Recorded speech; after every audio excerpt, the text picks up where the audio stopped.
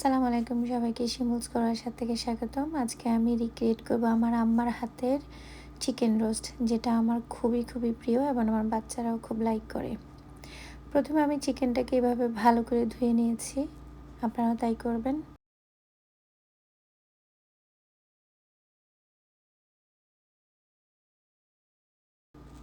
আমি এখানে প্রত্যেকটা চিকেন ভালো করে গেঁথে নিয়েছি কাঁটা চামচ দিয়ে, দেখতে পাচ্ছেন আপনারা। সো এভাবে করে নেবেন।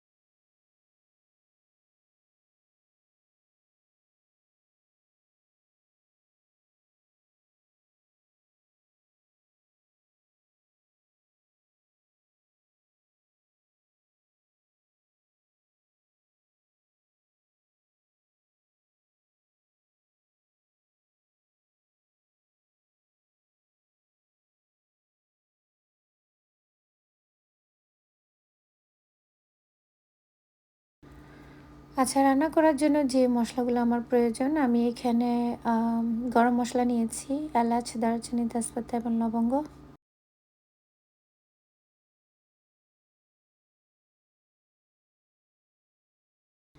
এখানে আমি ফালি করে কাঁচামরিচ এবং লেবুর রস, এখানে পোস্ত বাটা, জিরা বাটা, আদা রসুনের বাটা এবং পেঁয়াজ বাটা, এর সাথে যে আমাদের চিকেন, আর হচ্ছে তেল রান্না করার জন্য। এখানে আপনারা দুধ নেবেন, যে যতটুকু লাইক ঝোল রাখতে চান। দুধের মধ্যে আপনারা আবার ফুল ক্রিম মিল্ক পাউডারটা ইউজ করবেন, তাতে করে টেস্টটা অনেক ভালো আসে। এটাও একটা সিক্রেট আইটেম, লাগবে অবশ্যই আপনাদের, এটা মাস্ট ইউজ করবেন। আমি দুধের পাউডারটা দুধের মধ্যে ভালো করে মিক্স করে এটা রান্নার জন্য উপযোগী করে তুলব। আমাদের চিকেন ম্যারিনেশন শেষ হয়ে গেছে। তো এখন আমরা এটাকে ফ্রাই করব, তাই পরিমাণ মতো তেল দিয়ে আপনারা প্রত্যেকটা চিকেন ফ্রাই করে নেবেন।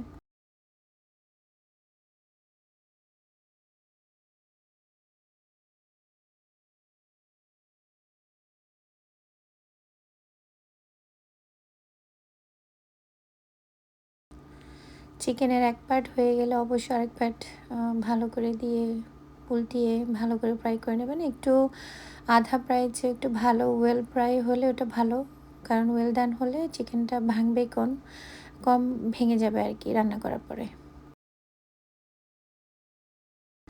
আমার প্রথম ব্যাচ এখানে ভাজা হয়ে গেছে। এখন আমি এটা উঠিয়ে সেকেন্ড যে লেফট ওভার চিকেন, ওগুলোও একইভাবে ফ্রাই করে নেব।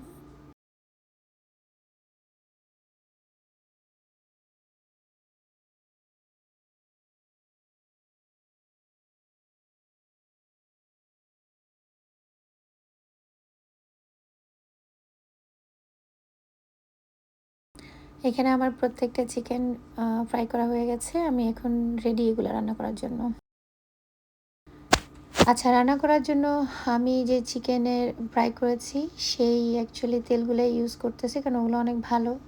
তো পরিমাণ মতো তেল দিয়ে দিলাম, আর এর মধ্যে আমি গরম মশলা একটু করে হালকা ভেজে নেব। এখন প্রত্যেকটা আইটেম ভালো করে মিক্স করে একটু করে কষিয়ে নেব মোটামুটি ভালো একটা টাইম। এরপরে এখানে লবণ দিয়ে দিব, ভালো করে আবার একটু কষিয়ে রান্না করব মশলাটা।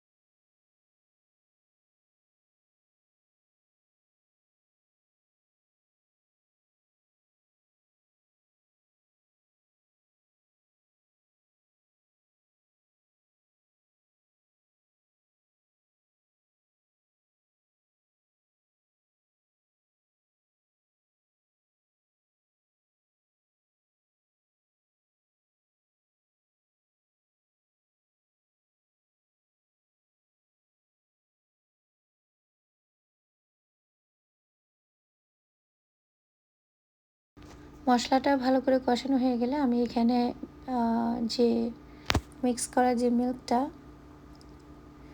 দুধ দিয়ে দেব। এবার আবার একটু কষিয়ে নেব।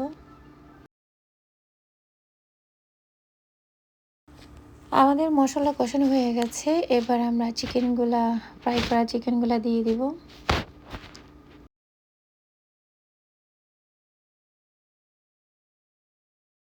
প্রত্যেকটা চিকেন দেওয়ার পরে ভালো করে একটু করে নেড়ে দেব, যাতে মশলাগুলো একটু যাতে ভালো করে লাগে।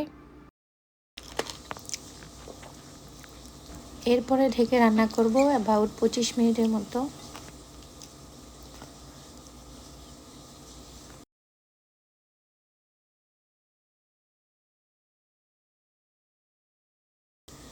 রান্নার এই পর্যায়ে এসে আমি একটু সুগার অ্যাড করব, সাথে কাঁচামরিচ ফালি করা আর একটু লেবুর রস।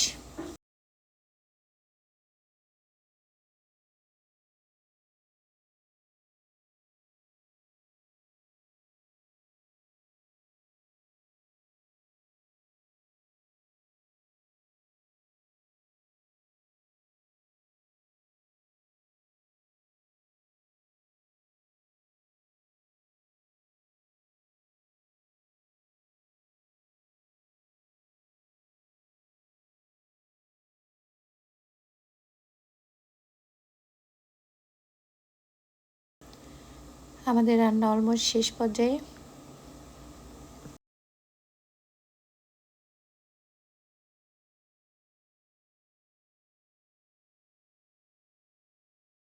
আমাদের রান্না হয়ে গেছে, ঠিক এরকমই হবে। এটা হচ্ছে ফাইনাল লুক। আশা করি আপনাদের ভালো লাগবে।